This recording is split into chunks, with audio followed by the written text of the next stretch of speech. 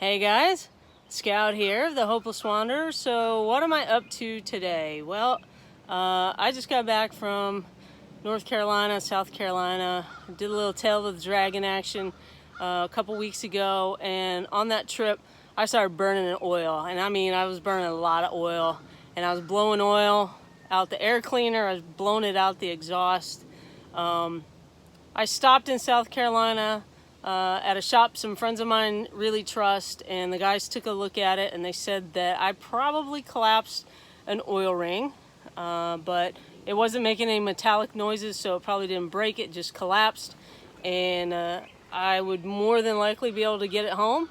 They would have been more than happy to dig into it for me, but it would have taken probably 2 to 3 weeks with the way parts are shipping due to COVID-19. So they told me stay on top of the oil levels, check it every time I stop and get gas, make sure I'm running proper levels, and as long as I'm not making any metallic noises, I should be good to get it home.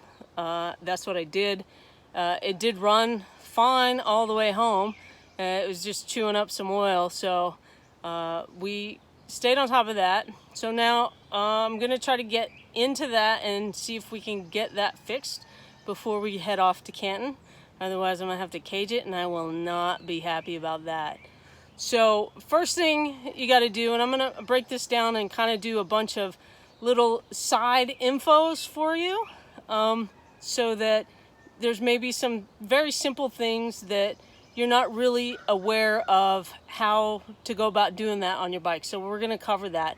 Now, I'm in a garage in a box here, and this is what happens in New York with snow loads. If you don't reinforce them, they kind of collapse. So I'm kind of in a collapsed garage right now. But as you can see, first thing I got here, I got a tarp on the ground. And why, you ask, do I have a tarp on the ground? Well, because this is a dirt ground and it's gravel underneath. So if I drop something, I may never find it again.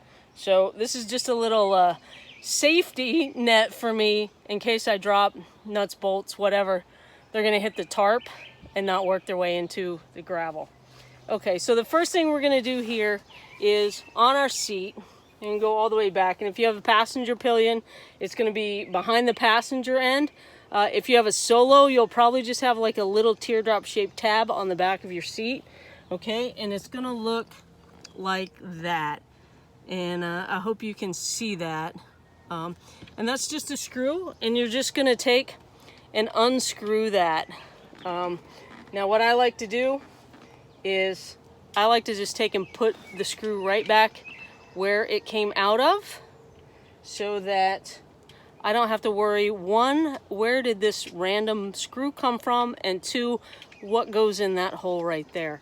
So I always try to put that right back in there. And the second thing is I got an aftermarket backrest. This is not Harley, so you're gonna have to figure out how that is. Now there are two ways I can do this. I'm gonna take and swing the camera around here without trying to make you guys seasick. Now there's a bolt that runs right through here. Now if I can't figure out how to take this post off, I can just take this off and take that passenger pillion off, and I'll be able to take and pull the seat up over that post. This one has actually loosened up a little bit, so I can just kind of wiggle it and pull it out of there. I'm gonna set that to the side. I'm trying not to make people seasick here with this camera. So doing this one-handed, what you're gonna do is you're gonna lift up the back of the seat so that, you know, you're gonna kind of freak out because the front's gonna flex a lot. And then you're just gonna kind of take and walk that backwards, and then that comes off. Now, when you look up under your seat, this is a pretty common, let me make sure you guys can see what I'm pointing at here. This is pretty common across most makes and brands.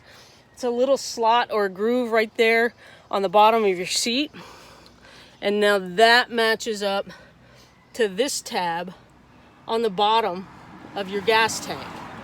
And then what you do is you just make sure when you put the seat back on, you're gonna make sure that that groove slides up on that slot. Give the seat a little side to side wiggle to make sure you're locked on there, and then you can just go in the reverse of putting everything back together. So that's how you take your seat off. Once you get that off, you can see you have your battery and your electronics here accessible. Whenever you're working, always unhook that battery. It prevents any accidental starts that could remove your fingers or anything else that may be in the engine at the moment that that accidental start happens. So always make sure that that's unhooked for safety.